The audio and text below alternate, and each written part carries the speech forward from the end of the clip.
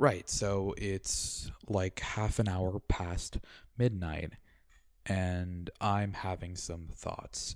And I suppose the thesis of this is just that art is communication, art is communicative. And I think that's something that people really take for granted. Either like people are like, yeah, no, duh. Or if you're in like the really like artsy crowd, and I studied the humanities at college for undergrad. I know that artsy crowd, and a lot of people make this case of like, oh, art doesn't have to be anything. Art is just art. Art's art for art's sake, etc. And like, dude, that's bullshit. Okay, because like I guess like ontologically nothing has to be anything, and like that's true, but that's like only in the sense that like art itself is a truth statement. I don't think it is, right? Like I don't think when you say something is art, you are making a truth statement. I don't think there's any truth value to art. Like hold on. Um yeah, okay. So here, I've got this guitar pick.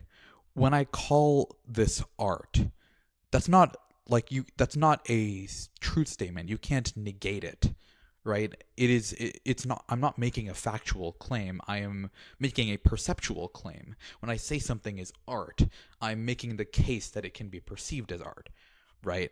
And the reason that you make the case that something can be perceived as something else is like the same reason people will make the claim of like a hot dog is a sandwich, right? Or like a cereal is a soup. You're making a categorical claim. You can say that something is in the category of another thing. And categories are not facts of reality, they are sort of byproducts of humans doing the thing where they define things. And in the same way that we generally accept that food is like related to the things that give you sustenance, and language is related to the crystallization of concepts or information into distinct like semantic denotations. um I think art is art because it says something. I think that's like in a sort of descriptive way, I think that's how we as humans have created the category, and that's how I interact with the category. So with that sort of preface out of the way, that sort of leads me to the concept of AI art, because very often in comment sections of like AI like music or AI writing, I see I've seen some like AI fanfics on Archive of Our Own, for example. There's probably a bunch of AI crap on Wattpad, because Wattpad has always been a cesspool. Same with fanfiction.net.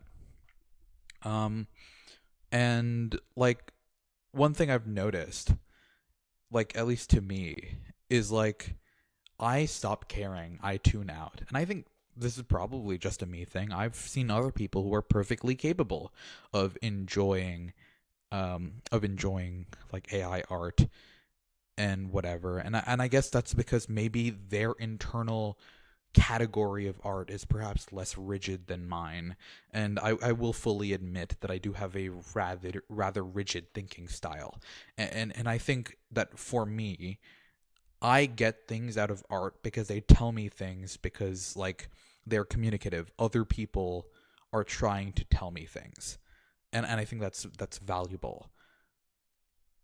Like, so for example, if I find out that someone created or generated a song that I'm listening to entirely out of AI. I'm not just talking about like AI assistance, because I kind of view that as automation, and automation has been part of like music production since for like decades. Like it's not anything new. I think a lot of people are kind of new to the concept of automation in like other art spaces, but in music, automation has been there for a while.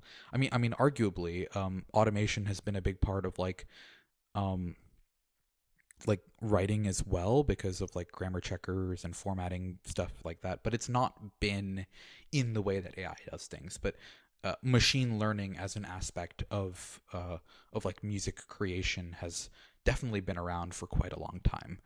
Um, I think at least a decade from, because I remember messing around with like computer generation like music crap when I was when I was 11 years old, and that was 10 years ago, right? So that's been around for a while. That was definitely predating like the big chat GPT boom. So I'm not talking about like AI assisted stuff. I'm talking about like fully like whole cloth AI generated. The most human input was like prompting, and like I don't care, because for me, I gain value because from art, I like hearing what people have to say. I like hearing their ideas. I like seeing their ideas. And there are no ideas from other people in AI generated art. And if there were truly novel ideas, they'd come from the AI itself, in which case the AI would be sentient, and I would then engage with the art because then the AI is a person. But currently, we're in this sort of uncanny valley where the thing that's being created is not personed, right? Because the actual human involved in the creation, like the prompter, isn't actually doing all that much, and then like the AI isn't a person, so it's not actually doing any personing either. Instead, we're seeing like perhaps like an averaging of persons based on training data, and that can be interesting to engage with, but it's not something that I'd listen to for fun. It's like I will never listen to like an AI generated piece for fun in the same way I would listen to Vivaldi's Gloria for fun, um, or the same way I'd listen to Slipknot's first album for fun or something, right? I'm not listening to AI music that way. At most, it's like an interesting case study. Like I once like listened to AI bossa nova, and I'm like, dang, this is like a sort of like a sub like an averaging out of all the bossa nova training data. This is like the most normal bossa nova song, and that was pretty interesting. I think in a weird way, like creating the most normal song within a particular style is really fun, and it's really funny, and I think there is perhaps artistic merit in the commentary of that, but to me the art is not in like the product itself, right? Like the thing that's being communicated is, it's not like communicating the same thing as a bossa nova song. Instead, it's communicating a meta commentary on bossa nova, or how people interact with technology, or how people interact with genre or culture. So that meta commentary is what's being communicated with AI. And I think in that case, I much prefer meta commentary to be like accompanied by like actual like verbal commentary. So in that sense, I still wouldn't entirely value it without some sort of additional context going on.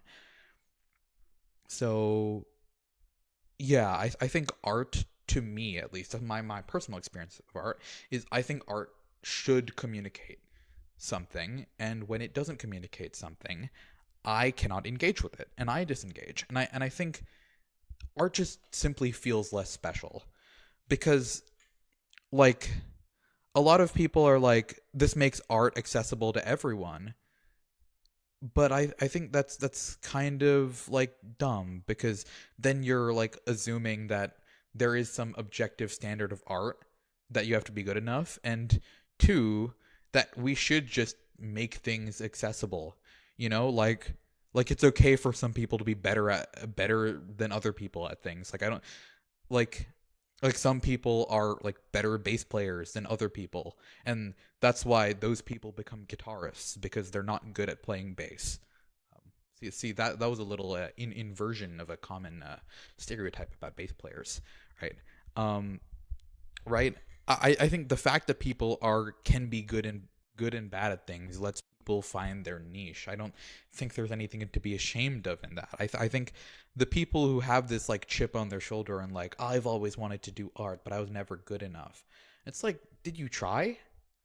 Because like I'm out here practicing a minimum of 1.5 hours a day, musically speaking. That's not even accounting like the other stuff I do, and even to me that doesn't seem like enough, but I feel and I experience improvement because I put in effort there. And like, so for one, if you're not bothering to put in the skill level, put in like the skill work, then what are you doing to get to that desired skill level, right? Because like if you don't enjoy the process of creating art and you don't enjoy the struggle of practicing, or like the journey of becoming better at something and shaping the way you communicate through art, through your experience of learning a medium, then why should anyone listen to what you have to say when you tell a generative AI to create a fucking emo song? Like, I don't care, and I don't think anyone else should care. And I suppose that's the most radical thing. I do try to sort of limit my perceptions of art to just myself, but I think, at least societally speaking, I don't think people should care, because I think if people care about like what is essentially vapid or things that are vapid or void of substance, then we will normalize things that are void of substance. And I think we've already been heading in that sort of dangerous direction even before the use of AI. I mean, just look at the Marvel Cinematic Universe, uh, like and like your average like young adult novel. Like we have already been trending towards like this like product defined slop where everything is created as like a thing to be bought and sold. And it's like there are already enough books, there are already enough TV shows to last me like the next rest of my life without me needing anything new, right? I could literally stop consuming anything or interacting with all art. See, I said consuming, and like that in itself is like I'm interacting with like art as a product to an extent. Everything becomes a product, right?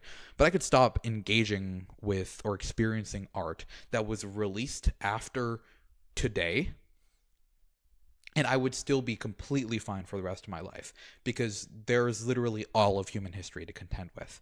So we don't really need anything new. It's not a social necessity to just have a high volume. The social necessity comes from the communication that art provides, right? So I guess to sort of end this little waffly rant, um, I think AI can be really cool for a lot of things. I think AI, in the same way technology in general can assist you, right? Like I can hit a key and it will create a fully formed letter as opposed to me having to write it out myself. That's pretty cool. It makes writing easier. Like I don't think there's anything inherently wrong with like using machines to augment humans. Um, but like there but I think that I don't think it should come at the expense of things feeling special, because I don't engage with art to numb my mind. I don't turn on the TV and just sit there mindlessly watching things. I know a lot of people do that. It's like this like escapism, things like that. I've never really understood like escapism as a concept. I don't like escaping into like fictional worlds. I like engaging with them as like concepts. That's not to say it's not valid to enjoy escapism. That it definitely is, but it's not the way I personally enjoy things. And I think if the more we value the sort of escape from the drudgery of the material world over any other aspect of art, if we're valuing the escapism over everything else, then it doesn't really matter what the substance of the art actually is. And when that stops mattering, then it'll just be perfectly fine for like the art that we interact with to not have humans involved. And in that case, for me, it wouldn't even be categorically art anymore, as I indicated earlier, because I don't think it's sufficiently communicative. Um, and so I believe I'm kind of at an impasse, because I really fundamentally do not see a point in art heading the direction that it is, but it seems like it is heading in that direction. And as someone who would consider myself largely an artist, it's like, okay, um, I guess like if society doesn't want me around, then I'll just keep my art to myself. Because that's what it's increasingly feeling, right? It feels like society just doesn't want people who like uh, put in work to get good at things anymore. Um, this has been a kind of like unhinged, messy ramble, and I've definitely gotten things wrong, or I've slipped up, or I've said something incorrect, and I certainly urge anyone watching this to point out if that is the case. Because I love being corrected, because I am always right. And the reason I'm always right is not because I don't acknowledge when I'm incorrect, but because I want it to be pointed out when I'm incorrect. To the only way to be perpetually correct is to correct yourself. There. Well, anyways, it's been long enough, and now I kind of want to go to sleep. So, yeah. Bye.